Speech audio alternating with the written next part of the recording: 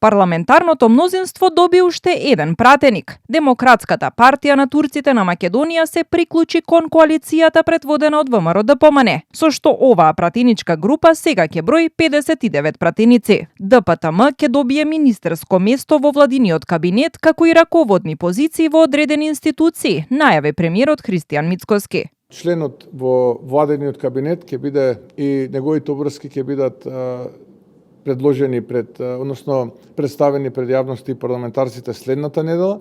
Ќе има поголем опсег портфолиото на членот на владата кој што доаѓа од Демократската партија на турците на Македонија, ќе опфаќа повеќе области, но нема да застанеме тука. Јас очекувам дека Демократската партија на турците на Македонија ќе предложи озбилни кандидати кои што ќе бидат дел од другите институции во државата и ќе предводат други институции. Името на новиот министер ќе биде познато следната недела, а коалициската соработка со ДПТМ ќе важи и за следните изборни циклуси, посочи премиерот. ДПТМ во собранието е застапена преку пратеникот Бејџан Илјас, кој пак беше избран како дел од Европскиот фронт предводен од УИ. Сепак партискиот лидер Зулфикар Зејнула вели дека политичкото партнерство со Европскиот фронт е раскинато уште пред локалните избори и оттогаш во собранието действуваат независно. Ние од Европскиот фронт пред година дена раскинавме договор со Европскиот фронт, тоа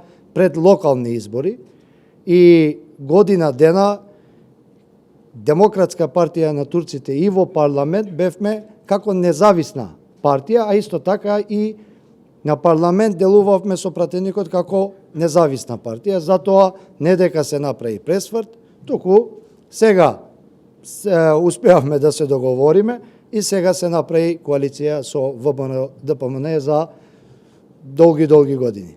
Реконструкцијата на владата се очекува да заврши следната недела, најпрвен со разрешување на дел од актуелните, а потоа и со гласање на новите 8 министри.